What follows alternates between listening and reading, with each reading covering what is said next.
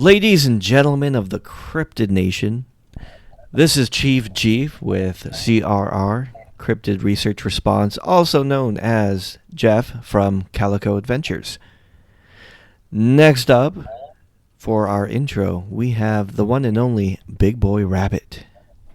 Y'all. It's Big Boy Rabbit. You know it, the one and only from East Central Mississippi. You know me from Mississippi Mill Serve and Mississippi Adventures, that wild eyed, crazy haired redneck out there doing flips and cuts and jumping them creeks and crawling them hollers to bring you all that fun and entertaining content. Now, I'm going to pass you on over to the boss man of the CRR, the Cryptid Research and Response, the man himself, Wolf Steel. Howdy, y'all. This is Wolf Steel coming at you live from mid-Missouri, and I am very, very pleased to announce our next host, Mr. Murphy, one of our head researchers here at Cryptid Research and Response. Murphy, take it away, bud. Murphy's dead. Oh, Did he fall shit. asleep? He's gone. he's done that before. He fell asleep. It's okay. Ravenmocker got him, boys. He is about to have some dream. He's about to have a dream, boys. He is about to have one heck of a dream. All right, then we'll go ahead, skip over Mr. Murphy, and we will go straight into our guest of honor today, one of our very first guests ever on the show, Mr. Sean. Sean, take it away. Hello there, people of the internet. My name's Sean. I'm the blind sniper. I was a little worried about my intro here because I never really know what I'm going to say, but I'm doing better than Murphy at least. Take it away, somebody else. He is alive, y'all. He's breathing. Praise him. All right. All right. Today's campfire tale, we have an additional treat for you today.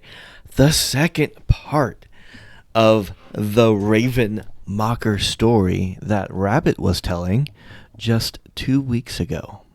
And before we get to that, I would love so much if you all would head on down to our coffee. That's ko-fi.com/CRR actual. You can drop us a tip, a one-time deal, or even a monthly subscription. So go ahead, go on over there, check it out. We do have a beautiful flag up there. So go on ahead, check it out. And Rabbit, please, the conclusion of the Ravenmocker. First off, let's give a little backstory. What is the Ravenmocker? Do y'all remember what is a Ravenmocker? For the folks in the back, what is it? Well, from my poor, terrible memory, a Ravenmocker is a creature that makes noises like a raven. Well, you definitely deduced from half of its name that it does, in fact, sometimes make the noise of a raven or crow, depending on your locality. No, what a Ravenmocker is. 5 points to me. 2 points. 2 points, G. If I may, if I recall correctly, a Ravenmocker is a jet black Bigfoot subspecies with a little bit more paranormal abilities, and they are definitely a real nasty, nasty critter. Now look here. That is a learned and researched answer, y'all. What I would refer to it as is one of them shiny type boogers, like a shiny type Pokemon. It's like a Bigfoot, but it's a little bit different. All right, now, instead of like a skunk face that's normally run around here, it's all red, about 8 foot, 9 foot tall. No, this heckin' chonker's about 10, 11 foot tall. And it is black. And a lot of people say it's got black feathers on it, but not. It's just black hair.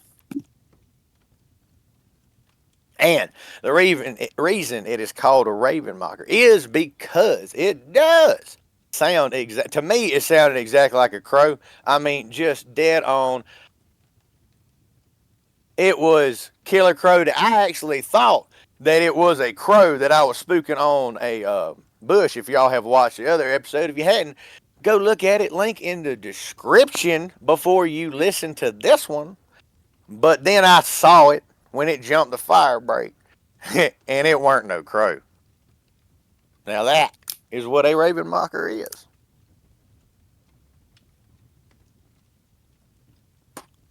We ready? Please, Mr. Rabbit, the conclusion of the Ravenmocker. All right, we popping it up as a conclusion, but it's just the last story that I have of the Ravenmocker because I mean it was in February, so very likely it's either gonna come back through or it's still out there.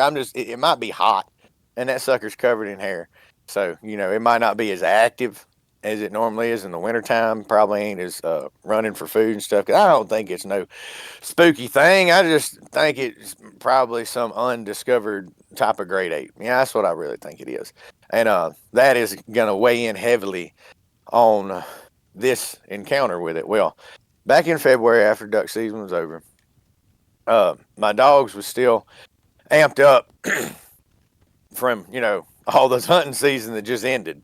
They've been out there fetching game and hunting up game, chasing game down, blood trailing, you name it. We out there doing it and bringing it home. Well, they still have a whole bunch of energy and they on that high protein feed because their metabolism's crazy, and so they still running off in the woods even though we ain't hunting no more. Well, one evening it's getting dark, and I mean it's getting dark, like the sun's done hit the top of the trees. And I'm going, well, they ain't home yet, and it's 30 minutes to feeding time. I'm getting worried, so I go ahead and I whistle, blow the whistle, and I'm calling them back, and I go ahead and pour the feed out.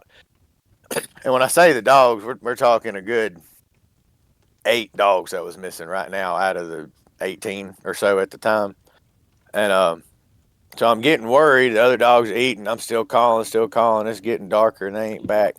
And what I worry is there's a lot of poachers out at the fringe of the property, way, way out. They got folks that come in knowing it's good hunting land, and they hunt after season closes because we so far out here, they can get away with it.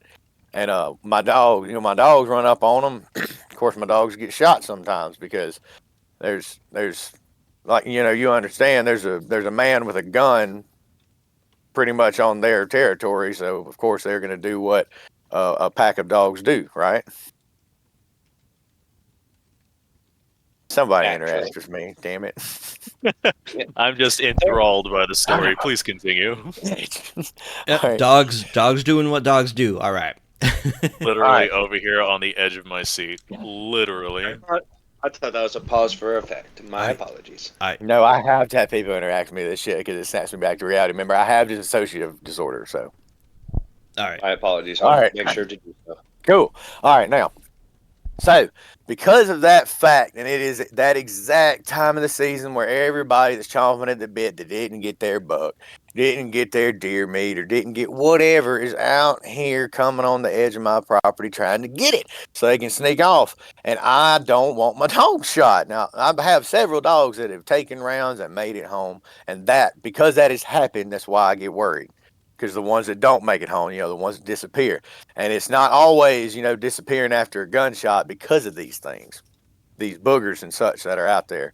And I really would hope that the boogers would just handle these poachers. And I wonder to myself how many have been handled. Them late evenings when I'm hearing gunfire way off in the distance, and it don't sound like he smacked a deer with a spotlight. It sounds like he's trying to gun one down. Is he gunning down a deer, or is something after him? I don't know. Way out there. Anyway, I'm worried, and I'm still getting worried, and the sun has just gotten down to the bottom of the trees. And I got 45 minutes of light. That's what I got. So I'm almost in panic mode. But because of the other encounters with that big thing at night, I have the mind to grab an old Chicago typewriter. I grab it up, drop the drum in it. I'm fairly positive it's full. I didn't check it. I don't know. I grabbed it. It was heavy. We rocked. I went running. I didn't grab no flashlight. Didn't grab my phone. I was in jean shorts, t-shirt. Doggone flip-flops. Once again, the only thing I was worried about was my dog safety. I got to get out here and find them. So I hit the trail. I'm going to the boneyard. We discussed this in the last episode. Link in the description. I am sprinting to the boneyard. It's about 4 to 6 miles up and down hills to get back there, and I am running full out, carrying that Chicago typewriter, M1928 A1. It's heavy. It's heavy as hell. I'm running though. Mississippi Slinger. It is. I am running as hard as I can with this thing, and I ain't thinking about its weight. I'm just running, and I'm calling, I'm whistling, I'm calling the ones' names that I'm really worried about. You know, my main dogs, those that are missing, those are the one I'm worried about. I'm calling their names, and here's where, in hindsight, I realized that I made a mistake. One of my dogs that I was calling, primarily his name, is Blue. So as I'm out there running and in between deep breaths, I'm pausing and yelling, Blue. And I'm doing that over and over, and then a higher pitch, here, like a more panicked, here. And in hindsight, I don't know if y'all listening actively right now know what that might sound like. Could you any of y'all listening think what that might have sounded like to something else? That sounds like a mating call for a booger. Or a challenge call or a panic call. I was essentially whooping and shrieking. Yeah, I was about to say. While my 180-pound 5'10" or 5'11" frame is running with this Chicago typewriter heavy boom boom footfalls. I'm running and making these calls. Well, I get close to the boneyard where I'm expecting to see the dogs just like before, except right when I get to that field and come around, that some gun, it comes halfway out in that field and it meets me. And I mean, it was running. And the amount of fear that hit me, like, it to my core, shocked me to see this. I had at least 25 minutes, 20 minutes of light left. It's clear as day in this field where the bone pit is, right here. And I mean, it's like it was running out like to fight. It was boom, boom, boom, arms pumping. I see it clear as day. It looks like, think of a Bigfoot. Just what you would think of a Bigfoot looks like in your head right now. That's what it looked like. It had black hair, real gnarled, like knuckles, and I couldn't see its palms. I just saw the front of its hands were really dark, and it didn't have hair on its hands, and the hair on its arms was sparse. Like, it wasn't thick. It wasn't like a black bear. Like, it looked like a giant, hairy man, and I ain't gonna say he looked like he was bench pressing. Like, it kind of looked like milk truck up top, if you catch my drift, but real dark, real dark skin, like barrel chested and dark skin. It didn't really look muscular to me. It just looked like almost like a giant monkey is what I was looking at. Like, I was looking at like a 11-foot gorilla is what my brain was painting in there. Like what I was looking at running on its hind legs into the field. And I stopped in my tracks. Just, oh shit. Like, that's a thing. And I blink, and it's just staring at me. And I know this was only probably 10, 15 seconds, but it felt like an hour that we stared at each other. And then my fight and flight response kicked in because of my Afghanistan service. Like, my soldier kicked in. It snapped me out of that. You know, I'm looking at something that I can't believe in front of me. I snap out. I grab the top bolt on that typewriter. I rack it, and I go to raise it up, and I shit y'all not, this thing dives. Like, it remembered y'all remember the last story that I shot at it as it ran. Holy It's probably been shot at before by others. Jeez. I leveled a gun at it, and the thing clears a good 30, 40, because it was standing not quite middle of the field, but, you know, out in the open. It dives into the trees like Keanu Reeves, like a monkey would reach its arms out above its head and springboard dive. And when it landed, it sounded like a car wreck, y'all. That's the only way I can describe it. It sounded like a truck done hit another truck out there on the highway. That's what it sounded like. Boom! Just slammed. I don't know if it was a tree or into the ground, but it was just a crash noise. Well, now my flight response is hit because I cannot see it anymore, and I have seen something shaking right now. I just seen something that I absolutely cannot explain. I turned right back to run back down them hills to get back. I wasn't thinking about my dogs, but as I go to run, here come my dogs like running to meet me because they had been hearing me call for them. And give me a second. And they had heard the panic in my voice. So they were coming full throttle right to my feet. Like it was about 9 or 10 of them of the pack were running. It was about 5 of the Carolina dogs, and then my main dog, Blue, that y'all probably seen on the channel, and my service dog, Huskers. And I know I remember 2 of the younger ones that I don't have anymore was there. And they come running to me, trying to see what was wrong. And, of course, now they see me, as I was turning to run. When I turned around, here they are running to me, fur up and tail, they're full sprint coming, ears up. What's going on? And as soon as they hit me, they smell me and they smell, I don't know, the pheromones, the fear, the panic. And they immediately turn and get in between me and where this Ravenmocker was. And I'm telling them, no, come on, let's go, come on, no. And they are just in full, like, wanting to fight mode, and I can't break them off. Like, some of them are trained, but the Carolina dogs really aren't. And I was yelling at them, I'm screaming at them, come on, let's go. And I'm trying to run back, but I don't want to leave them because that thing was right there. Like, it was right there. And I'm screaming at them, come on, please, let's go. And they keep alert barking, and they're growling, and they're snarling.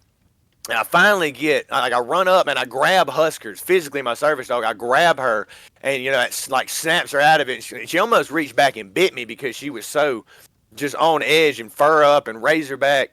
But she realized, who I was, and oh, shit. And she turns, and I was like, come on, let's go. And she goes to break. And then Blue comes to break with me, and I remember when I turned to yell at the Carolina dogs, this fucking thing just crashes out of the trees, not 5 feet in front of them, just right there. And the Carolina dogs lunged, and Blue turned around, and Huskers turned around, and one of the Carolina dogs, when it lunged at it, it put its arm up. When it put its arm up, I don't know if it was trying to punch it or swat it, but it swatted it. And the first dog went flipping. And then the next one, give me a second. Take your time. I know this is a hard story for you to tell. Take your time. Just breathe, okay, Rabbit? And then the next one lunged at it, and it had its arm up from hitting the first one, and it locked on just like they lock on the hogs. And when it locked onto it, that thing just grabbed it, and it grabbed it right behind its head and just slung it into the nearest pine tree. And it just was the most terrifying, like the horriblest crack you've ever heard in your life when the dog hit the tree. And it was limp. It was gone. It was dead when it hit the ground. Like there was no life in that dog. And as soon as I heard that crack, I screamed at the dogs, come on. And I raised up that Chicago typewriter and I started typing. And I was 45, 50 yards back, but I had full broadside of the thing. And I started typing. I just started tapping on that trigger and tapping. And at this point, it had done got dark to where all I could see was the black, the silhouettes of this happening. And I'm aiming at the silhouette of it, and all I'm seeing is muzzle flashes from the typewriter. And as I'm shooting, my dogs come, and I can't see the thing no more because all I'm seeing is the muzzle flashes. I'm firing, because I want it dead. I mean, I just killed my dog. I want it dead. And I'm firing, and then my dogs, like, hit. They come running past my feet, and as soon as I see them, that, like, hits a middle cue to me, like, all right, let's go. I stopped firing, I turned, and, we ran all the way. I ran with my dogs. I kept up with them. They got ahead of me about a mile from the house, but my lungs was burning and screaming when I hit. I jumped over the gate. The dogs was going up over the gate and under the gate, and I hit it in, and my brothers come out because it was late, and they had actually been calling and hollering for me, to come home because it was late, and they didn't know where I was at and had my phone with me. And I hit, and I just couldn't breathe, and this is actually the first time I've told the story other than to my brothers, because it was an awful experience. But that I saw the creature full view, and that's why I really wanted to join this CRR thing and get out there and see if we can get it. And if y'all want to know anything, further about it, you'll have to tune in next time when I talk about going back out and collecting the dog and seeing if there's anything out there. Jesus Rabbit. Christ. I am definitely going to want to hear the rest of this story. You doing So all right tune there, in buddy? next time. Give me a second. Ooh. All right, yep, we are good. Rabbit, take a minute, take a breath, take a break.